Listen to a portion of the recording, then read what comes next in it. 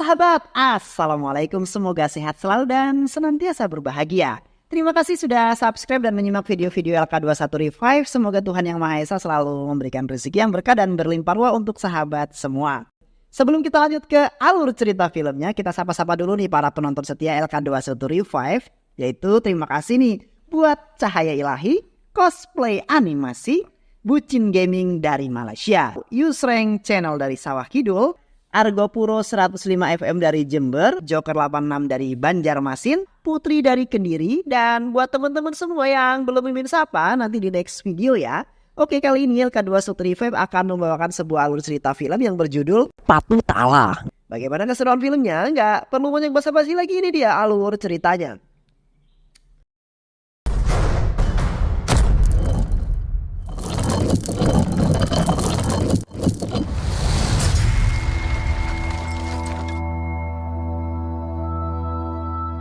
Suatu hari, pemerintah kota Tamil Nadu sedang mengadakan sosialisasi tentang vaksin yang akan diterapkan di negara tersebut.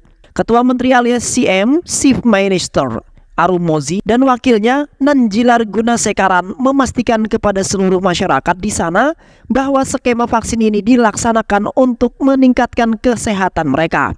Namun pada malam harinya, Nanjilar meminta Arun Mozi untuk membatalkan skema vaksin tersebut. Hal ini dikarenakan dia hanya mendapatkan keuntungan yang sangat sedikit, yaitu sekitar sebesar 50 crore saja dari total 500 crore yang diberikan oleh perusahaan vaksin. Namun, Arun Mozi tak bisa membatalkan skema vaksin tersebut karena sudah terlanjur diumumkan ke masyarakat. Untuk menyelesaikan permasalahan ini, Arun Mozi lalu pergi ke perusahaan vaksin bersama supir pribadinya saja, tanpa ada satupun seorang pengawal. Namun di tengah jalan, mobil Arun Mozi dikejar dan dipepet oleh beberapa mobil tak dikenal. Mobil itu lalu menabrak mobil Arun Mozi dari belakang. Mobil Arun Mozi terus didorong dan didesak untuk masuk ke dalam kontainer yang ada di depannya. Sejak kejadian malam itu, kini CM Arun Mozi tidak diketahui keberadaannya. Hilangnya Ketua Menteri Arun Mozi tentu saja membuat heboh semua kalangan. Apalagi dia adalah seorang kepala pemerintahan.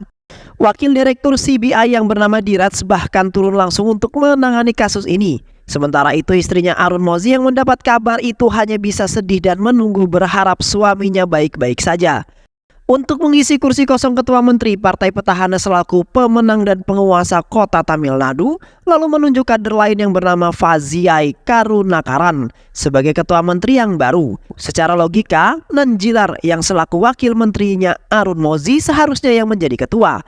Namun berkat pengaruh gangster AGR yang berkuasa di kota tersebut, maka mau tidak mau Karanlah yang ditunjuk menjadi Ketua Menteri. Sedangkan Nanjilar tetap menjadi wakil Ketua Menteri. Sementara itu CBI di bawah pimpinan Diraj terus mencari keberadaan Arun Mozi. Mereka berhasil menemukan seorang muslim mencurigakan bernama Amir. Amir diduga kuat terlibat dalam kasus hilangnya Arun Mozi. Karena pada saat itu mobil tiba-tiba hilang dari pantauan CCTV jalan seperti mobil CM. Diraj bersama anak buahnya lalu melakukan pengejaran terhadap Amir yang diketahui sedang berada di sebuah kafe. Amir yang mengetahui hal tersebut langsung lari menyelamatkan diri.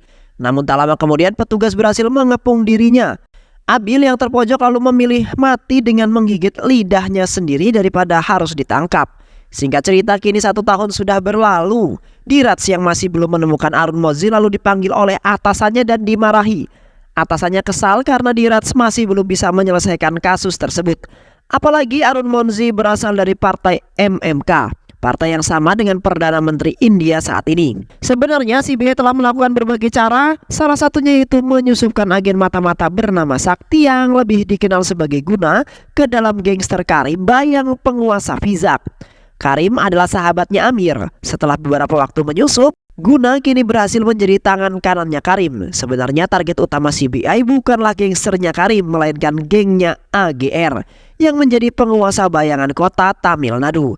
Namun karena gangster Karim juga merupakan bagian dari AGR, maka mereka pun memulainya dari sana. CBI meyakini bahwa hanya geng sebesar AGR lah yang bisa melakukan penculikan sebesar ini. Apalagi mereka berhasil merencanakannya dengan sangat matang dan dengan peralatan-peralatan yang sangat mendukung. Namun CBI belum berani mengintervensi mereka karena tidak memiliki bukti. Untuk bisa mencapai AGR, maka CBI melakukan sebuah operasi untuk menangkap Karim. Karim dan antek-anteknya diserang oleh anggota CBI, anteknya diserang oleh anggota CBI. Guna yang merupakan mata-mata CBI sukses mengelabui Karim dan berpura-pura menyelamatkannya dari kejaran CBI. Guna lalu menembak anggota CBI untuk lebih meyakinkan Karim. Keesokan harinya Karim yang selamat merasa berhutang budi kepada Guna. Dia yang mengira bahwa Guna pasti saat ini menjadi incaran CBI. Lalu diminta Karim untuk masuk ke dalam gengnya AGR. Semua itu dia lakukan untuk melindungi Guna, sang penyelamat dirinya. Guna, aku telah menceritakan tentangmu pada AGR. Bergabunglah ke sana dan mereka akan menyambutmu. Kini misi sebenarnya agen Sakti alias Guna baru saja dimulai. Dia pergi ke distrik Karya Kumari yang menjadi pusat aktivitas geng AGR. Baru saja jalan beberapa menit, kereta yang ditumpangi oleh Guna dihentikan paksa oleh seseorang. Hal ini lantaran puluhan truk pengangkut hasil tambang milik AGR hendak melintas rel. Itulah salah satu bukti betapa berkuasanya gangster AGR. Setelah sampai di stasiun, Guna sudah dijemput oleh anggota geng AGR lain yang bernama Pistol. Pistol lalu memperkenalkan Guna kepada orang-orang penting di AGR yang salah satunya bernama Selvin. Pada saat itu Selvin sedang menghukum 3 orang yang berani mengadukan kejahatan AGR. Selvin lalu meminta Guna untuk menemukan dalang di balik 3 orang tersebut. Tak butuh waktu lama bagi Guna menemukannya. Dia yang cerdas dengan mudah menemukan dalang tersebut. Namun ternyata kecerdasan Guna itu tidak disukai oleh Selvin. Karena kecerdasannya itu, Guna kerap menjawab dan melawan perkataan yang dilontarkan oleh Selvin. Suatu hari pejabat kantor pajak yang baru bernama Laila Thompson membuat sebuah gara-gara dengan AGR. Dia menyoroti penambangan ilegal yang dilakukan oleh AGR. Penambangan itu jelas saja merugikan pendapatan daerah karena tidak masuk dalam pendapatan pajak. Laila yang tak gentar dengan nama baik AGR dengan berani menghadang beberapa truk tambang milik AGR dan menyitanya. Pistol, Guna dan beberapa anak buah AGR lainnya kemudian mendatangi rumahnya Laila untuk meminta dia mengembalikan truk-truk milik mereka. Usut punya usut, ternyata Guna dan Laila sudah saling mengenal satu sama lain. Laila adalah mantan pacar gua dulu. Mereka adalah berpacaran saat masih kuliah. Namun karena ada perbedaan pendapat dan visi misi, mereka pun akhirnya resmi berpisah. Tak berselang lama kini semua truk-truk tambang AGR disita oleh Laila sudah dibebaskan. Hal ini lantaran semua pejabat penting di sana tunduk di bawah kuasanya AGR. Laila yang hanya seorang pegawai pajak biasa pun hanya bisa ditertawakan. Laila, pergilah kamu dari sini. Tempat ini sangatlah keras, tidak cocok dengan karaktermu yang lembut, ujar Guna kepada Laila. Pistol lalu memperkenalkan Guna kepada 2 orang terpercaya AGR yaitu Singa dan Sabari. Suatu malam Guna mendengar omongan mereka tentang kiriman uang yang dikirim oleh Maharashtra melalui kereta. Selvin dan anak buahnya ditugaskan untuk mengambil uang tersebut di stasiun kereta api. Namun setelah menunggu beberapa menit dia diminta untuk segera pergi dari sana karena ada polisi yang mengintainya. Selvin benar-benar kesal karena di kereta itu ada uang yang sangat besar sejumlah 400 crore. Dia tak ingin uang itu jatuh ke tangan polisi, oleh karena itu Selvin dan anak buahnya berusaha mencegat kereta itu dari pos kereta api. Namun mereka terlambat sampai di sana karena keretanya sudah lewat terlebih dahulu. Guna yang tak kehilangan akal lalu mengajak Pistol melakukan sebuah rencana. Guna berhasil membuat tumpukan uang yang ada di kereta jatuh hingga tak tersisa. Guna mengambil uang tersebut sebelum sampai ke stasiun. Atas keberhasilannya tersebut, Singa mulai menyukai Guna. Guna mulai mendapatkan tempat di geng AGR ini. Dan hal itu tentu tidak disukai oleh Selvin karena dia mulai mendapatkan saingan saat ini. Untuk menghancurkan Guna, Selvin menuduh Guna sebagai informan polisi yang menyamar. Guna juga melemparkan tuduhan itu kepada Selvin. Mereka lalu bertikai satu sama lain. Namun pertikaian itu berhenti tak kala Singa menelpon mereka. Sementara itu, kini pemilihan calon anggota parlemen wilayah Tamil Nadu pun resmi digelar. Ketua Menteri Fazal Kanukaran mengadakan sebuah rapat khusus untuk memilih calon anggota parlemen yang baru tanpa mengundang Nanjilar. Nanjilar yang mengetahui hal tersebut tentu saja marah. Dia mulai merasa muak dengan AGR yang terlalu ikut campur dalam urusan partai dan pemerintahan. Nanjilar yang mengancam akan melakukan perlawanan dalam perebutan kursi parlemen. Nanjilar mengusung Ketua Asosiasi Pelayanan, Rudy Fernandes, untuk maju sebagai caleg di tempat pemilihan Karya Kumari secara independen. Rudy pun dengan siap menerima usulan Nanjilar tersebut. Rudy harus bisa mengalahkan Raja. caleg lain dan partai MMK yang didukung oleh AGR. Nanjilar tak diam begitu saja, dia juga bergerak membantu kampanyenya si Rudi. Dia mendekati seorang aktivis sosial bernama Udayapa. Udayapa adalah aktivis yang selama ini menentang kegiatan tambang AGR. Dia juga memiliki sebuah panti jompo di wilayah tersebut. Berhari-hari Udayapa dan orang-orang panti melakukan sebuah demo menuntut agar kegiatan tambang AGR segera dihentikan. Pertambangan itu dinilai sangat merusak lingkungan yang ada di sana. Meskipun berada di kursi roda, hal itu tidak mempengaruhi semangat Udayapa dalam menggelar aksinya. Sedikit demi sedikit masyarakat terus berdatangan mendukung demo yang dilakukan oleh Udayapa. Udayapa sama sekali tidak mengetahui jika masa yang datang itu adalah masa yang ditunggangi oleh Nanjilar demi kepentingan politiknya semata. Di malam harinya seseorang tiba-tiba datang dan mengatakan kepada masa demo itu jika panti jompo milik mereka sudah dibakar oleh anak buah AGR. Mereka langsung panik dan kembali ke panti mereka. Mereka benar-benar histeris karena panti itu sudah dilalap habis oleh sang kobaran api. Masyarakat di sana kemudian menilai bahwa aksi AGR itu benar-benar sudah kelewat batas. Udayapa lalu menghubungi ayahnya dan melaporkan kejadian tersebut. Diketahui ayahnya Udayapa adalah orang selama ini mendukung keseharian panti tersebut. Keesokan harinya anak buah AGR yang dituding sebagai pelaku pembakaran panti malah menyerang Rudi dan kelompok yang ada di mereka. Mereka menyeret Rudi untuk segera dibawa ke tempat pertambangan. Sesampainya di sana, Rudi lalu bertemu dengan bos kriminal geng AGR, yaitu AG Ravanan. Itulah momen saat pertama kalinya Guna melihat sosok asli pemimpin geng AGR tersebut. AGR berkata kepada Rudi, "Kau bukanlah siapa-siapa di mataku. Jika kau menghalangi jalanku, maka aku pasti akan membunuhmu. Aku masuk ke dalam pemerintah dengan cara yang tak biasa. Aku juga menghabisi banyak orang dengan tangan ini." Kata-kata AGR itu membuat Rudi ketakutan. AGR tanpa basa-basi lagi langsung menghabisi Rudi dengan sangat mudah. Dia memenggal kepala Rudi di depan semua orang. Guna lalu melaporkan setiap kejadian yang disaksikan kepada CBI. Dia juga terus mengikuti AGR kemanapun dia pergi hingga tiba di sebuah kuil. Sejumlah preman tiba-tiba datang dan menyergap AGR. Mereka melompat dan hendak menghabisi AGR sama sekali tidak mengetahui keberadaan mereka. Guna yang menyadari hal tersebut lalu bertindak memanfaatkan momen itu untuk menyelamatkan AGR. Guna singgah dan orang-orang AGR lalu menghabisi para preman tersebut dengan sangat brutal. Aksi Guna tersebut tentu saja mendapat perhatian dari AGR. Singgah yang telah mendapatkan informasi jika para penyerang itu merupakan antek-anteknya Nanjilar, kemudian memberitahukan hal itu kepada AGR. Mereka langsung bergerak untuk menghabisi AGR. Pola penculikan seperti yang Arun Monzi rasakan pun dilakukan kepada Nanjilar. Nanjilar akan diculik saat itu juga, tak peduli apakah itu siang hari ataupun malam harinya. Mobil Nanjilar ditabrak dari belakang dan terus didesak untuk masuk ke dalam sebuah kontainer. AGR telah menunggu kehadiran Nanjilar. AGR berkata kepada Nanjilar bahwa dirinya lah yang akan mengatur semua pejabat di wilayah ini. Jika aku menginginkan seseorang, maka orang itulah yang akan mendapatkannya. Ujar AGR. Bukannya takut dengan AGR, Nanjilar justru menantang AGR. Aku tetap akan maju melawan dirimu. Aku tidak takut dengan sebuah kematian. Jika kau ingin membunuhku, bunuhlah aku saat ini. Atau jika tidak, aku yang akan membunuhmu nanti di suatu hari. Ujar Nanjilar. AGR yang sudah sering mendapat sebuah ancaman dari para kerucu hanya bisa tertawa terbahak-bahak.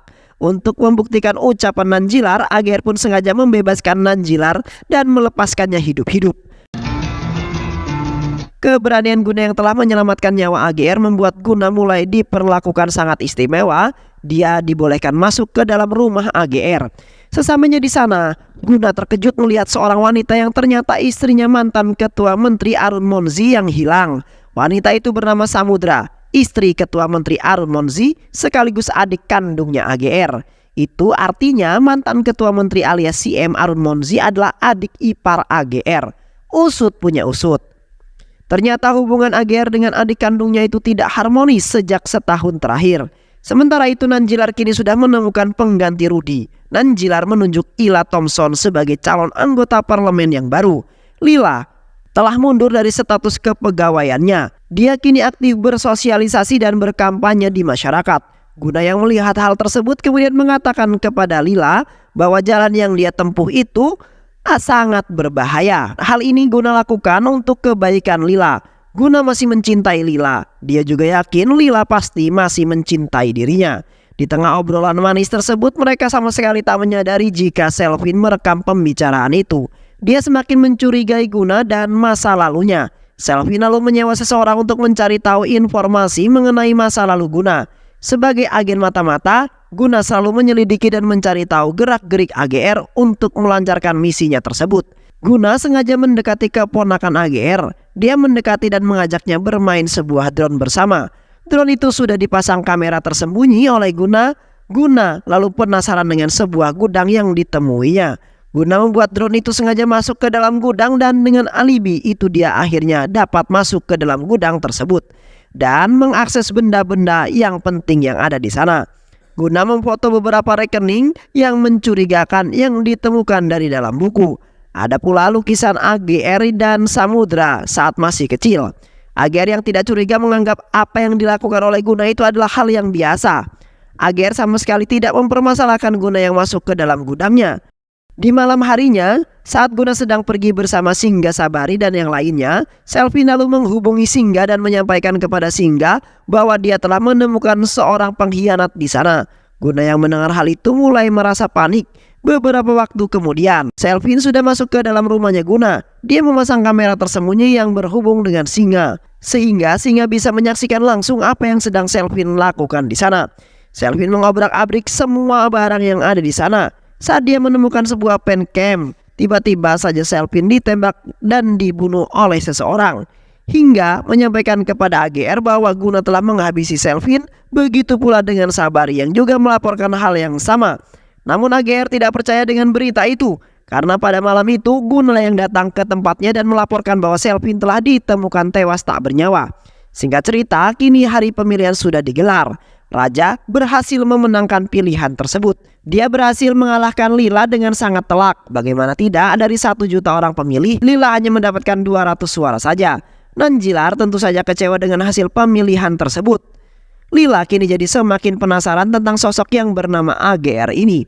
Mengapa dia bisa lebih berkuasa daripada penguasa yang ada di sana? Beberapa waktu kemudian ayah Udayapa sekaligus donatur panti meresmikan sebuah panti jompo yang baru. Dia berpidato kepada mereka semua. Dia menyampaikan hal-hal yang sangat mengagetkan semua orang yang ada di sana. Banyak yang menilai kekejaman yang dilakukan oleh AGR, tapi sebenarnya dia juga merupakan orang yang sangat baik. Panti ini dibangun oleh sebuah PT Global Blitz milik AGR yang ada di Norwegia. Tidak hanya memberikan panti itu untuk kita, dia juga mendirikan banyak panti jompo lain di berbagai penjuru dunia. Dia membantu anak-anak miskin di luar sana dan memberikan kehidupan yang layak. Oleh karena itu, saya mohon kepada kalian semua jangan ada lagi yang mengkritik AGR, ujar ayah Udayapa. Di sisi lain, kini Guna mendapatkan informasi penting dari CBI berdasarkan nomor rekening yang telah difoto oleh Guna. Mereka mengatakan bahwa nomor itu adalah nomor perusahaan Global Blitz milik AGR yang ada di Norwegia. Perusahaan itu juga berafiliasi dengan perusahaan Global Blitz yang ada di India. Beberapa waktu yang lalu, perusahaan Global Blitz di Norwegia mendapatkan keuntungan sebesar 300 crore atau setara dengan 500 miliar rupiah. Dana itu lalu dikirim ke perusahaan Global Blitz di India untuk digunakan sebagai uang amal. Hal itu tentu saja membuat pandangan Guna terhadap AGR mulai berubah. Dia yang awalnya mengira bahwa AGR adalah pemimpin gangster yang kejam, kini ternyata berhati sangat mulia. Di saat yang bersamaan, kini para penduduk dan beberapa orang panti hadir di rumah AGR. Mereka meminta maaf kepada AGR karena selalu menuduh dirinya yang tidak-tidak. Mereka juga berterima kasih karena AGR telah membantu mereka dan membantu banyak orang. Udayapa yang ada di sana juga meminta maaf. Dia yang heran kenapa AGR yang baik-baik seperti ini malah tapi merusak lingkungan. Namun AGR menyampaikan kata-kata yang luar biasa. Biarkanlah aku dipandang hina sebagai orang yang tamak yang merusak alam. Tapi itu semua jauh lebih baik daripada aku berhenti menambang. Jika bukan aku yang menambang, maka perusahaan-perusahaan yang ada di luar negeri akan menambangnya. Mereka hanya memakan keuntungan tambang untuk mereka sendiri. Mereka sama sekali tak peduli dengan masyarakat kita yang orang miskin. Kelaparan dan masih banyak lagi, ujar AGR. AGR memang orang yang aneh dan tak dapat diprediksi. Saat itu juga tiba-tiba AGR pergi bersama Sabari ke suatu tempat. AGR mengatakan bahwa dia tahu siapa pengkhianat yang sebenarnya. Pengkhianat itu juga telah bekerja sama dengan Rudy dan membakar panti demi merusak nama baikku. Pengkhianat itulah yang membunuh Selvin, bukannya Guna. Dan pengkhianat itu juga saat ini berada bersamaku. Dan pengkhianat itu adalah kamu, Sabari. Dar, Sabari langsung keringat dingin mendengar hal tersebut. Dia sama sekali tidak menyangka jika AGR telah mengetahui semuanya. AGR yang tidak bisa memanfaatkan Sabari lalu menghabisinya dengan sebuah bom. Mobil pun meledak dan menewaskan Sabari yang ada di dalamnya. Di sisi lain, pistol lalu memberikan pencam yang ditemukan Selvin kepada Guna. Pistol itu lalu menceritakan bahwa dia telah mengetahui bahwa Guna adalah agen mata-mata yang dikirim oleh CBI. Guna yang heran lantas bertanya kepada pistol, kenapa pistol itu tidak melaporkan hal ini kepada AGR. Pistol lalu menjawab pertanyaan itu, karena aku juga adalah mata-mata yang sama seperti dirimu. Kepolisian mengirimku untuk mencari tahu keberadaan si M. Arun Monzi. Dan kita berada di pihak yang sama, ujar pistol. Tak lama kemudian, Singgah menghubungi Guna dan memintanya untuk segera menghabisi pistol atas perintah AGR. Jelek, Guna tentu saja menolak keputusan itu dari dalam lubuk hatinya. Tapi pistol yang mendengar hal itu meyakinkan Guna untuk membunuh dirinya. Guna, aku sudah ketahuan ini semua untuk misi dan untuk mengamankan posisimu. Bunuhlah aku, ujar pistol. Sementara itu, Partai MMK resmi mengeluarkan Nanjilar dari partainya, yang otomatis membuat dia tidak menjadi wakil menteri lagi. Tentu saja semua ini dilaksanakan atas perintah AGR. Nanjilar jadi semakin membenci AGR. Di hari ulang tahun AGR, banyak masyarakat yang berkumpul untuk menemui Guna. Guna yang mengetahui hal tersebut meminta AGR untuk menyapa para masyarakat. Namun AGR menolaknya dengan alasan bahwa adiknya melarang AGR merayakan ulang tahunnya. Guna lalu mencoba untuk berkomunikasi dengan Samudra, adiknya AGR. Dia meminta agar Samudra mau memanfaatkan AGR dan mengizinkannya untuk merayakan ulang tahunnya. Namun Samudra tetap kekeh pada pendiriannya. Tak lama kemudian hujan tiba-tiba turun. AGR dan Samudra langsung panik mencari payung untuk melindungi patung masa kenangan masa kecil mereka. Namun sesampainya di sana, Guna sudah terlebih dulu memayungkan patung tersebut. Kini suasana penuh kenangan pun terjadi. Samudra lalu mengucapkan selamat ulang tahun pada kakaknya. Dan dia sudah mengizinkan AGR Ravanan merayakan ulang tahunnya. Usut punya usut, ternyata diamnya Samudra selama ini karena dia tahu suami si M. Arun Monzi pasti tewas dibunuh kakaknya. Kalau memang suami saya bersalah, maka kematian bukanlah satu-satunya hukuman. Namun AGR Ravanan mengatakan bahwa dia tega melakukan itu semua bukan tanpa alasan. Suamimu telah melakukan kesalahan yang sangat fatal. Kesalahan itu bisa mengancam jutaan nyawa masyarakat. Kau pasti tahu, aku tidak mungkin membunuh orang tanpa alasan. Dan sebenarnya akulah yang paling tersiksa karena telah membuatmu menjadi janda. Hatiku menjadi hancur karena ketika anakmu menanyakan kapan ayah pulang, akulah yang akan bertanggung jawab atas semua ini, ujar AGR.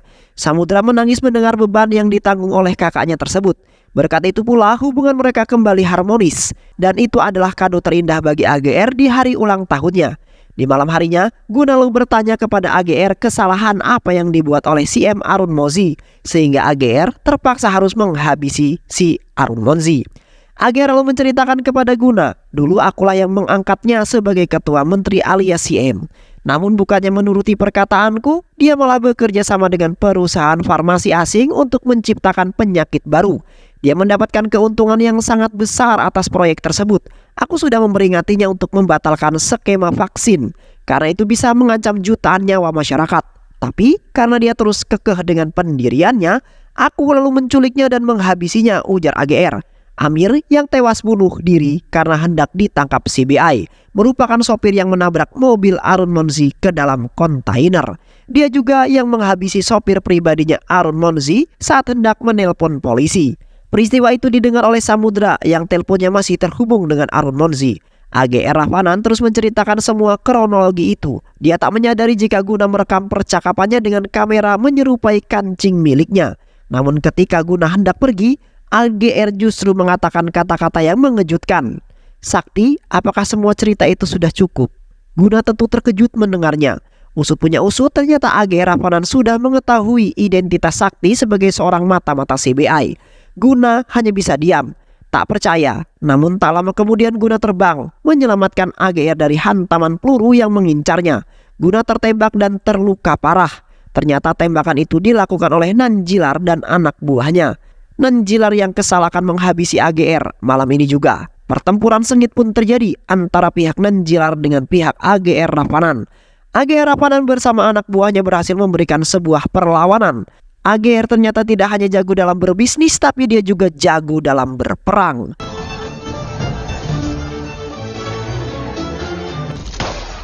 Setelah keponakan dan adiknya pergi diamankan, AGR kini menjadi sangat-sangat brutal. Dia yang pada awalnya diserang kini malah menyerang balik. Dia membabat semua anak buah Nanjilar tanpa ampun, termasuk juga Nanjilar. AGR berhasil menggorok leher si Nanjilar dan Nanjilar pun tewas seketika.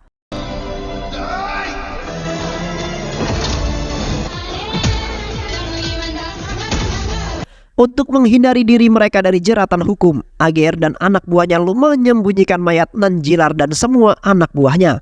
Namun keesokan harinya, polisi tetap datang dan menangkap AGR. CBI berani bertindak karena telah memiliki bukti dari rekaman sakti. AGR ditangkap dengan tuduhan dalang dibalik pembunuhan CM Arun Monzi 1 tahun yang lalu. Wakil Direktur CBI Dirats akan segera membawa AGR ke pengadilan untuk meminta surat penahanan. Dia lalu menghubungi Sakti yang terbaring di rumah sakit untuk segera mengirimkan bukti. Namun, disinilah masalahnya. Sakti mengaku bahwa dia tak dapat melakukannya karena bukti tersebut sudah rusak akibat serangan semalam. Dirats tentu saja mengetahui bahwa Sakti tengah berbohong. Dia kesal karena Sakti berani mengkhianati dirinya. Akibat dari tidak adanya bukti tersebut, Dirats terpaksa membebaskan AGR. AGR tidak jadi dihukum. Dan tuduhan sebagai dalang pembunuhan CM Arun Monzi pun hilang. Kini sang pahlawan masyarakat sekaligus penjahat pertambangan benar-benar bebas. Sedangkan Nanjilar tidak diketahui keberadaannya. Dan film pun selesai. Semoga teman-teman semua terhibur setelah menyimak alur cerita film ini. Terima kasih juga sudah menyimak video-video Lokado 135. Semoga sahabat semua terhibur dan sampai bertemu lagi di video-video berikutnya. Assalamualaikum warahmatullahi wabarakatuh.